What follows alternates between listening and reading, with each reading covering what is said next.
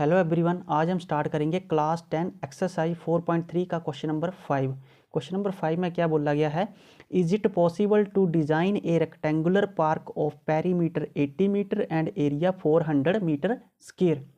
क्या ऐसा कोई रेक्टेंगुलर पार्क डिज़ाइन करना पॉसिबल है जिसका पेरीमीटर 80 मीटर और एरिया कितना दिया हुआ है 400 metre square? If so find its length and breadth. अगर है तो उसकी लेंथ और ब्रेड्थ हमने फाइंड आउट करनी है। तो रेक्टेंगल कैसे होता है? पहले रेक्टेंगल इस तरह से होता है जिसकी लेंथ ये होती है, उसकी लेंथ, और ये क्या होगी उसकी ब्रेड्थ। तो उसका एरिया कितना दिया हुआ है? एरिया कितना दिया हुआ है रेक्टेंगल का? 400 मीटर स्क्वायर। और पेरीमीटर कितना दिया हुआ है? पेरीमीटर दिया हुआ है 80 मीटर। पेरीमीटर 80 मीटर दिया होता है। पेरीमीटर ऑफ रेक्टेंगल का फॉर्मूला होता है 2 इंटू लेंथ प्लस ब्रेड्थ होता है, equal to length plus breadth आ गया, इक्वल टू किसके बराबर बोला गया है? 80 के बराबर बोला है। अब 2 मल्टीप्लाई का है तो उस साइड जाके किसका हो जाएगा? डिवाइड का हो जाएगा। तो length plus breadth is equal to 80 divided by 2 कितना आ गया? 40 आ गया। तो length plus breadth is equal to कितना आ गया? 40। और लेंथ प्लस ब्रेड्थ का सम कितना आ गया? 40 आ गया। अगर मैं इस लेंथ को क्या मान लूँ? एक्स मीटर मान लूँ। अगर लेंथ मान ली हमने, एक्स मान ली, तो ब्रेड्थ क्या आ जाएगी? ब्रेड्थ ऑब्वियस ही बात है, अगर सम दिया हुआ है तो ब्रेड्थ क्या आ जाएगी? 40 माइनस एक्स आ जाएगी इसकी सम के हिसाब से।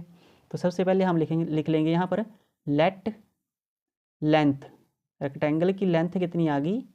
Is equal to x metre मान ली हमने। तो देन ब्रेड्थ कितनी आ जाएगी उसकी? Then breadth is equal to 40 minus x, क्योंकि लेंथ और ब्रेड्थ का सम 40 है। तो लेंथ प्लस का उधर जाके माइनस का हो जाएगा, तो ब्रेड्थ कितनी आ जाएगी हमारे पास? 40 माइनस एक्स मीटर आ गई हमारे पास। अब एरिया कितना दिया हुआ रेक्टेंगल का? 400 मीटर स्क्वायर। तो यहाँ पर लिख लेंगे हम area is equal to 400 metre square. Area of rectangle का फॉर्मूला होता है length multiply by breadth equal to 400। ये आ गया हमारे पास।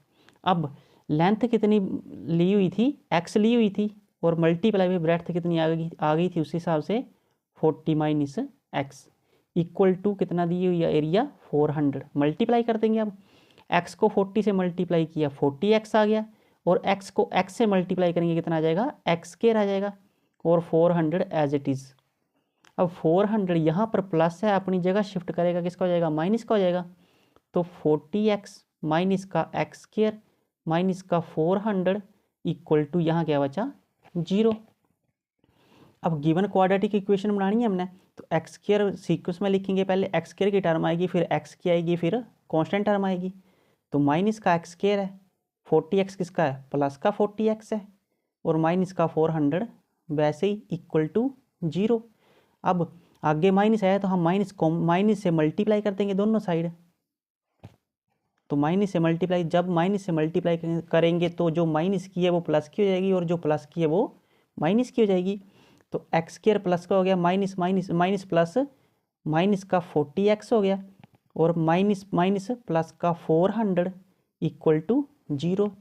अब इसको हम स्टैंडर्ड फॉर्म से कंपेयर कर लेंगे, किसकी? क्वाड्रेटिक इक्वेशन से, जिससे हम डिस्क्रिमिनेंट फाइंड आउट करेंगे और देखेंगे कि पॉसिबल है कि नहीं है। X square a x square plus b x plus c equal to 0। A b c की वैल्यू निकालनी पड़ेगी हमें। तो ए कितना आ गया हमारे पास? 1 आ गया एक्स के साथ, और बी की वैल्यू कितनी आ गई हमारे पास? माइनस का 40 आ गई, और सी कितना है हमारे पास? Constant term 400। अब देखना है हमने पॉसिबल है कि, उसके लिए हमें क्या निकालना पड़ेगा? डिस्क्रिमिनेंट निकालना पड़ेगा।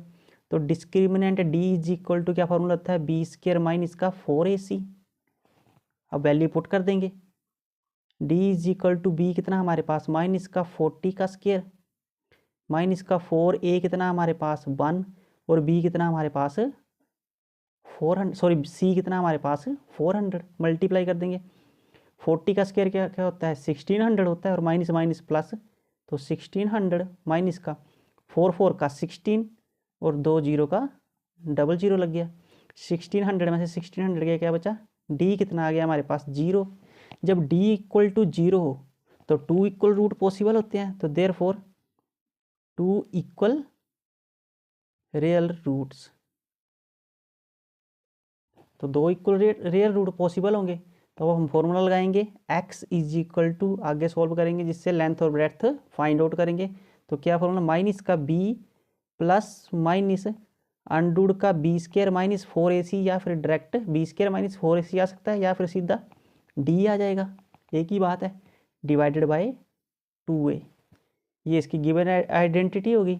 अब इसमें हम वैल्यू को पुट कर देंगे, माइनस वैसे लिखेंगे, b कितना हमारे पास, b है हमारे पास माइनस का 40 प्लस माइनस d कितना निकाला हुआ हमने, 0 निकाला हुआ है, डिवाइडेड बाई 2 इंटू a कितना हमारे पास 1।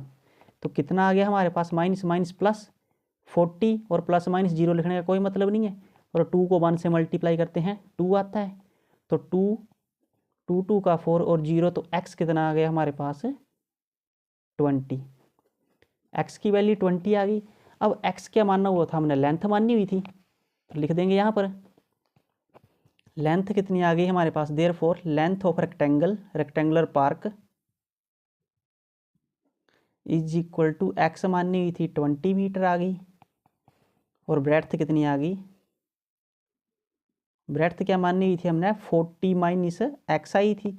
तो 40 माइनस एक्स की वैल्यू कितनी है 20, तो कितना आ गया हमारे पास 40 में से 20 मीटर। तो लेंथ भी 20 मीटर आ गई और ब्रेड्थ भी 20 मीटर आ गई। तो ये हमारे पास क्वेश्चन नंबर 5 का आंसर आ गया।